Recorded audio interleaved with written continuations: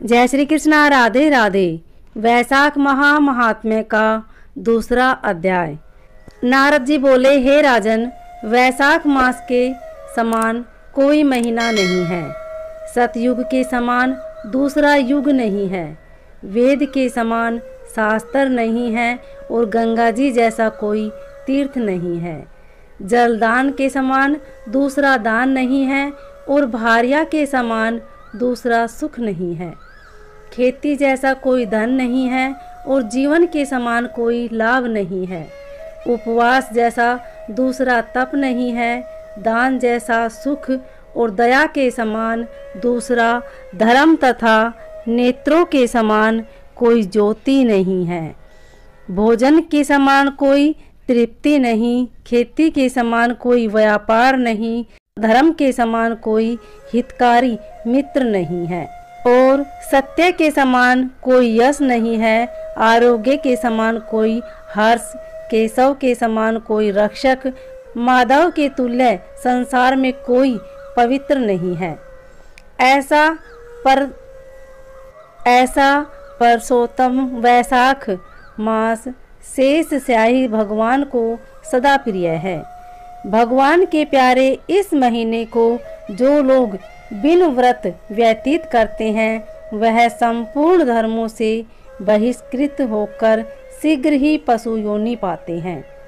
जो मनुष्य बिना व्रत किए इस मास को खो देते हैं उसका कुआं बनवाना, बावड़ी बनवाना, बगीचा लगवाना आदि जितने धर्म हैं वे सब वृथा ही हैं। उनका कुछ फल नहीं होता। जो मनुष्य नियम पूर्वक वैशाख मास में भोजन करते हैं वे अवश्य ही विष्णु भगवान की सायुज्य मुक्ति को प्राप्त होते हैं। इसमें कोई संदेह नहीं। संसार में अनेक प्रकार के दान और व्रत हैं, परंतु उनके करने से शरीर को अत्यंत परिश्रम होता है। उनसे संसार में बार बार जन्म लेना पड़ता है, परंतु वैशाख मास में केवल स्नान कर लेने से ही प्राणी आवागमन से छूट जाता है। सब दान करने से जो पुण्य होता है, संपूर्ण तीर्थों में स्नान करने से जो फल मिलता है, वह सब वैशाख में केवल जलदान करने से मिल जाता है। जिसमें जलदान करने की सामर्थ्य न हो वे ऐश्वर्य की इच्छा करने वाले दूसरों से कहकर जलदान करवाएं। यह कर्म भी सब दानों से अधिक है। तराजू के पलड़े में सब प्रकार के दान और दूसरे जलदान रखकर तोले तो जलदान ही भारी निकलेगा। जो यात्रियों के लिए प्याहू लगाकर जलदान करता है वह अपने करोड़ों कुल का उद्धार कर विष्णुलोक को जाता है। हे राजन, प्याहू लगाने से देवता, पितृ और ऋषि सब निसंदेह अत्यंत प्रसन्न होते हैं। जो प्याहू लगा थके हुए यात्रियों को संतुष्ट करता है उससे ब्रह्मा, विष्णु और शिव सब देवता प्रसन्न होते हैं। जो जल की इच्छा हो तो जल दान करे, छाया की इच्छा हो तो छतरी दे और हे राजन, जो विजय की इच्छा हो तो वैशाख में पंखा दान करें। जितने दान बताए हैं उनमें जल दान, छत्र दान और पंखा दान सबसे उत्तम है। इन्हीं का दान वैशाख मास में अवश्य करना चाहिए। जो वैशाख के महीने में कुटुंबी ब्राह्मण को जल से भरा घड़ा नहीं देता वह चातक की योनि पाता है और जो तृषा से व्याकुल महात्मा को शीतल जल पान कराते हैं उसे ही राजेंद्र 100 राजसु यज्ञ करने का फल प्राप्त होता है। जो धूप, परिश्रम और पसीने से व्याकुल ब्राह्मण को पंखे से हवा करता है वह सब पापों से रहित होकर गरुड़ के समान हो जाता है। जो मनुष्य वैशाख में ब्राह्मण को पंखा नहीं देता वह अनेक प्रकार के वात रोगों से पीड़ित हो नरक भोगता है। जो थके हुए ब्राह्मण को वस्त्र से हवा कराता है वह सब पापों से छूट विष्णु भगवान की सायुज्य मुक्ति पाता है।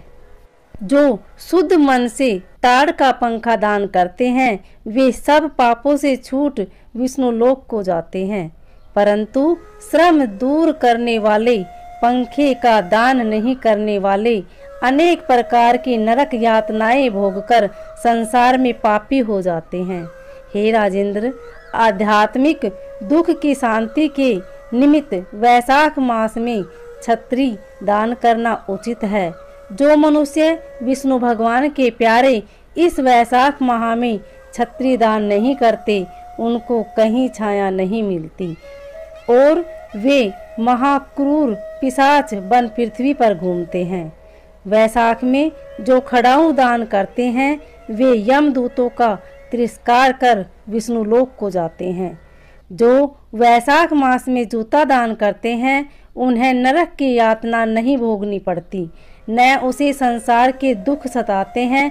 ब्राह्मण के याचना करने पर खड़ाऊ दान करने वाला पृथ्वी पर करोड़ जन्म तक राजा होता है।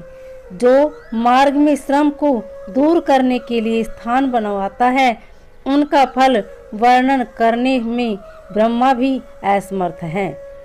दोपहर को जो कोई अतिथि या ब्राह्मण मिले उसको भोजन करने का फल ब्रह्मा जी भी वर्णन नहीं कर सकते। हे राजन, अन्नदान मनुष्य को तत्काल तृप्त करने वाला है। संसार में अन्नदान के समान कोई दान नहीं है। जो मनुष्य मार्ग से थके हुए ब्राह्मण को आश्रय देता है उसके पुण्य फल के कहने की ब्रह्मा में भी सामर्थ्य नहीं है। भूखे मनुष्य को स्त्री पुत्र घर वस्त्र अलंकार आभूषण कुछ भी अच्छे नहीं लगते।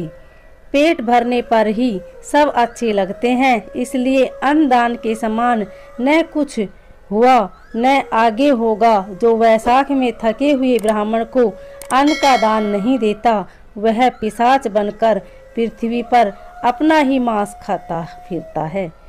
इसलिए ब्राह्मण के यथाशक्ति अन्न देना उचित है। हे राजन, अन्नदाता माता पिता को भी भुला देता है। दानी ही को अपना सर्वत्र समझने लगता है। इससे त्रिलोकी में सब अन्न की ही प्रशंसा करते हैं। माता पिता तो केवल जन्म देते हैं, परंतु पंडित लोग संसार में अन्न के दानी को ही पिता कहते हैं। हे राजन, अन्नदाता में सब धर्म निवास करते हैं। इति श्री स्कंद पुराण वैशाख महात्म्य नारदाम्बरी संवाद में दान निपूर्णम नाम द्वितीय अध्याय समाप्त। उम्मीद है आपको वैशाख महात्म्य के दूसरे अध्याय से जुड़ी जानकारी अच्छी लगी होगी। अगर अच्छी लगे तो वीडियो को लाइक शेयर सब्सक्राइब जरूर करें। कमेंट में ओम नमो भगवते वासुदेवाय अवश्य लिखिए। धन्यवाद।